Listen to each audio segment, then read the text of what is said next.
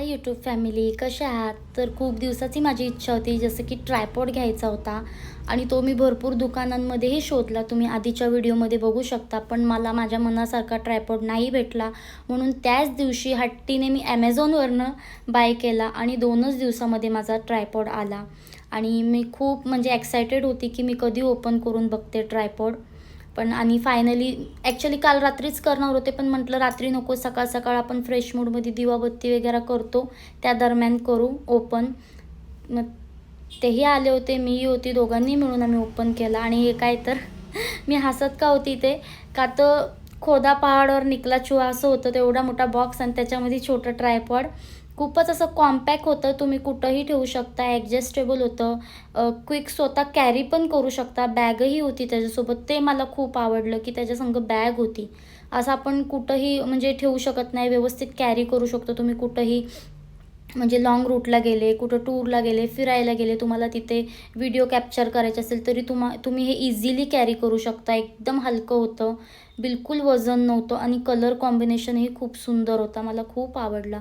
आणि प्राईसच्या मानाने गाईज खरंच छान आहे. 799ला मी ॲमेझॉनवरनं बाय केला आहे, पण तुम्ही कलर बघा त्याचा किती सुंदर आहे.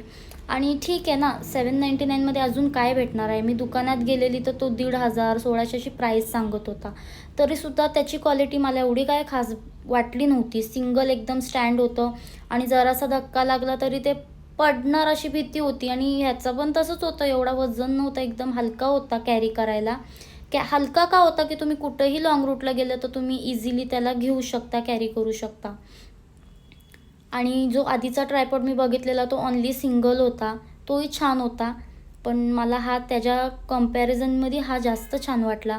त्याची सेटिंग मी बघत होते, म्हणजे चालू होतं माझं काय ना काय काम, ते मला समजून सांगत होते, बघ हे असं आहे, तसं आहे, तू लगेच काय खोलाखाली करू नको, नाही तर आत्ताच घेतलं आणि खराब करून टाकशील.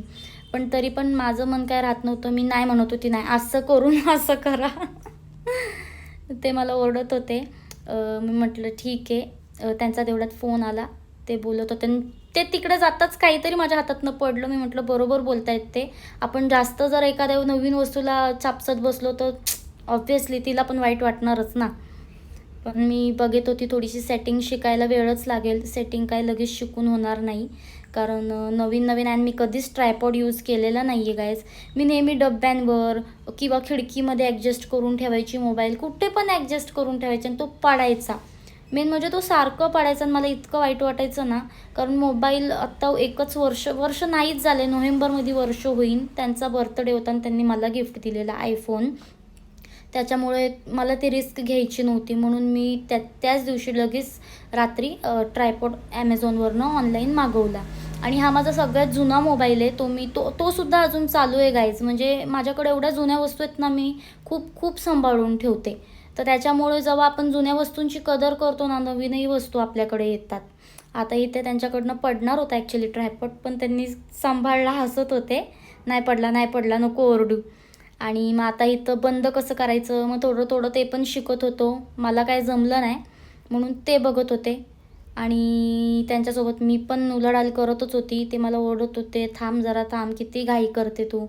म्हटलं म्हणजे बघा ना, एखादी नवीन वस्तू आली की आपल्याला किती एक्साइटमेंट असते ना, आपण असं वाटतं की काय करावं आणि काय नाही. म्हणजे माझ्या बाबतीत तरी तसं आहे. कोणतीही नवीन वस्तू घरात आली ना, मी खूप खुश असते, खूप. म्हणजे ती काही असू दे. आणि खूप अशा गोष्टी आहेत ना गाईस, जुन्या जुन्या मी इतक्या सांभाळून ठेवलेल्या आहेत ना. आपण म्हणतो ना, आपण कोणत्याही गोष्टीची कदर केली ना तर नवीन गोष्टी आपल्याकडे येतात. आणि आपण कुठल्या गोष्टीची कदर करतो तर ती सुद्धा वस्तू आपल्याला साथ देते अगदी शेवटपर्यंत.